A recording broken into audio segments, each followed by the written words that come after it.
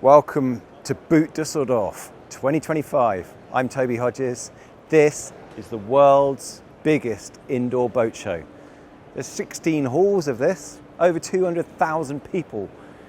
It is like nothing else if you haven't been before. But if you haven't and you're not coming, we've got the highlights for you. Anyone that likes being on the water here, it's got everything. Power and sail, scuba, charter, e-foiling, wing foiling, you name it.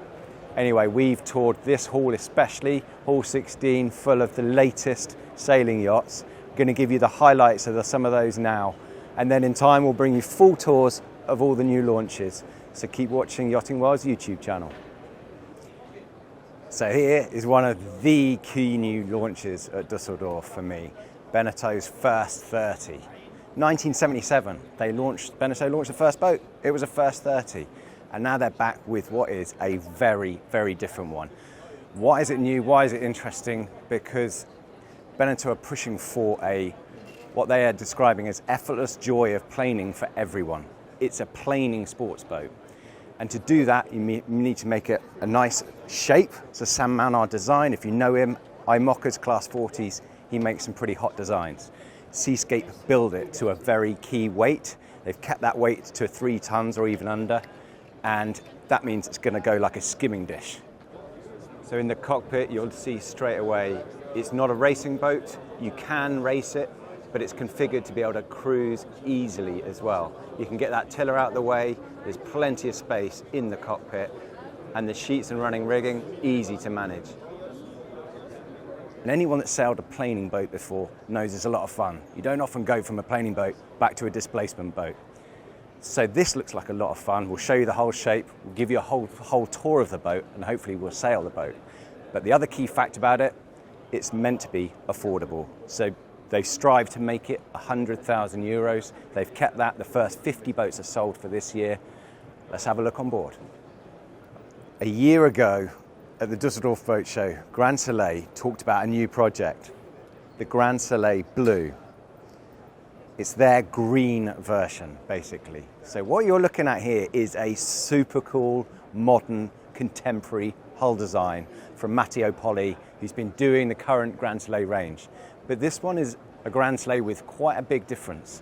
It's a weekender, but it's also something that is built around end-of-life use. So sustainability in mind, I guess. It's a bit of an overused buzzword, but what does that mean? It means when the boat comes to its end of life, it should be able to be broken up and reused. And so what they have done is taken a helium thermoplastic resin, and that can be, as things stand, that can be mechanically broken down. You know, you take the winches off, you take everything off the deck, and the fibers can be released from the resin and broken up into pellets and reused again. As I say, it's a weekender with a difference. It's got an interior, it's all seated. You can see from this low freeboard, this is a slippery little weapon. 3.7 meters beam. So design-wise, it's like a mini maxi. Super fun. Planing boat should plane in 14, 15 knots of breeze. Let's have a look on board. A 9.9 meter boat, but 3.7 meter beam. That's day sailing weekending with a difference. You don't see this sort of shape normally for a day sailor, really. The other thing to note is, you know, as well as the structure, the helium resin part of it, it's got an electric pod drive, it's got solar power and hydro generation as well. So silent power, and it's sustainable regeneration of that power as well. And then you get a very, very cool interior.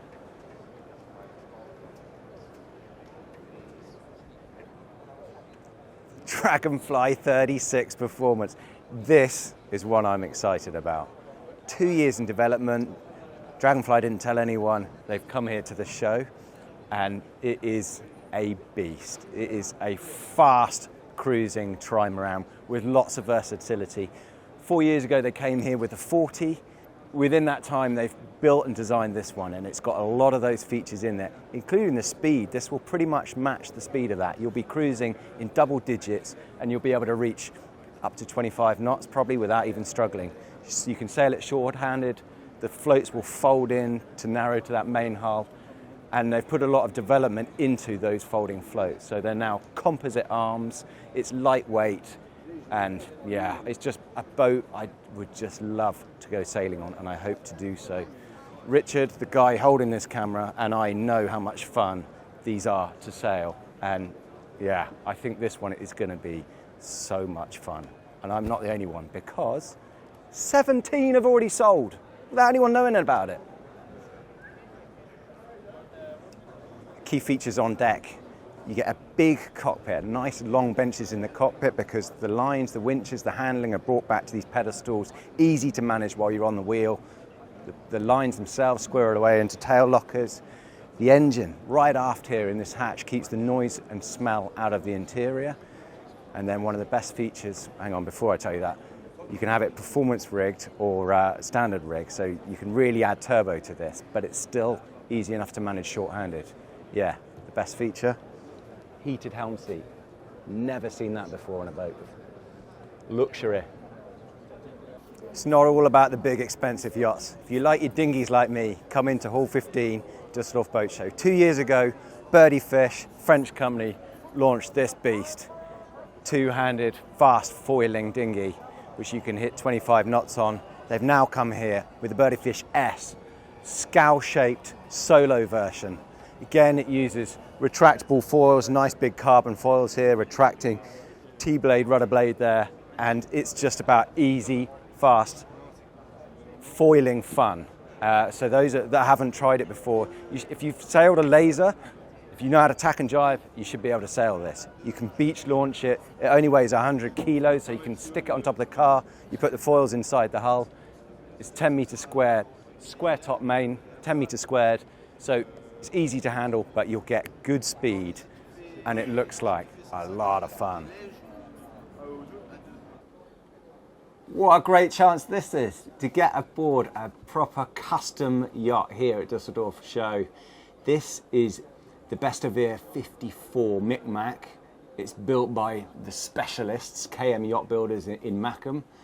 And this has a bit of a stadship to it, which is the lower coach roof. So they have two lines. And it's rare that you get a chance to see aboard a proper bespoke yacht like this. For people that dream about going high latitudes cruising, have a look on here. I mean, it's just littered with custom features. It's a 2-cabin boat. It's got a movable, great solar panel off the aft part of the cockpit. Swing ballasted keel, which is what they typically do, but this has 3 rudders. You could go anywhere on this boat, and when you have a look through some of the features, the storage space and mechanical access, the diesel heater, that sort of thing, you'll get an idea about how special it is. This is a pretty unmissable stand, isn't it? Saphir Yachts in IJmuiden in Holland, they have become the authority on day sailors. Very contemporary looking fast sailing machines. But they are now here with something a little bit different and very different for them. This metallic orange beast is their new SL46 Med. It sees them go from the day sailing area into a fast cruising zone, and yeah, it is a very interesting step up for them. Why haven't they done that before? Because they haven't had the yard space to do it. They grew the yard and they wanted to grow the boat to go with them and their customers who wanted to step up, really. And Dennis and Dean, the brothers that founded the yard, they wanted to incorporate a lot of their ideas into this. And so there are a lot of those in there. But they incorporate also the key features of those day sailors. So that is fast sailing in a big cockpit area that's easy to manage short-handed. That's all on this 46. But then you'll look through the deck in the interior and you'll see something of really super yacht quality in terms of the details and the design. And that from the deck, the captive winch to do the fast reel of the mainsail, the code 0 furling, through to going into interior. You have a look through the little details and it's super, super impressive. You won't see that sort of level typically below 50 feet. And it's also got an integrated vacuum cleaner. This is the smallest Swan ever, the Club Swan 28, a Juan K designed rocket ship. And it looks like a lot of fun. They've built 7 so far. The big news here at Dusseldorf they've just told us about is they've partnered up with American Magic. So the American Magic, the America's Cup team in Pensacola are going to start building these, and they're going to have a fleet of 10 of them in the States, which is pretty big news. A one design boat, you can sail with 5 up on it, and you can really go fast on this. It only weighs a ton, it fits in a 40-foot container, and you can clock over 20 knots. Now I want to go on this. You've got to have a talking point boat at Dusseldorf Boat Show. For me, and I think a lot of people here, it's this Vokey 55. I don't really need to tell you from this angle, you can see this really is something very, very different indeed. And really looking at these hull lines, I mean, that is not only just the stark reverse shear, a classic Mark Lombard design shape, but also the tumble home that is built into this hull is really unusual. It's got a lot of people talking about it, and I know, you know, a few decades ago, tumble home was quite a feature, but it's unusual to see it in a yacht these days. And there's also a lot of unusual features in here. What that does is essentially swell out the volume. And you can see as well from the angle here just how big those hull windows are, how much natural light is being poured into this boat. And you'll be astonished at how big the volume is. So it's a huge, great protected hard-top center cockpit boat.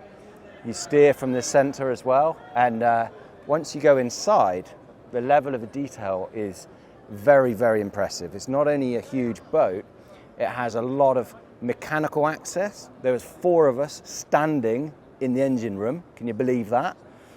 And then, I mean, the prime feature as well as the galley is once you go into the apartment. I'm calling it an apartment. I've never called an owner's cabin an apartment before, but when you have a look, you'll understand why. You can come up from the beach terrace, go through a gull-wing door, private access, through the stern, into one of the biggest aft cabins you will find on a production yacht.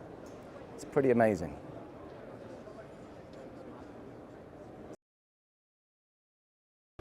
Always love the Solaris stand, this sea of broken glass they put their keelless yachts on. Well, this is the new one, the Solaris 55. Again, it's an Asabel design. It replaces the 55 from 2017.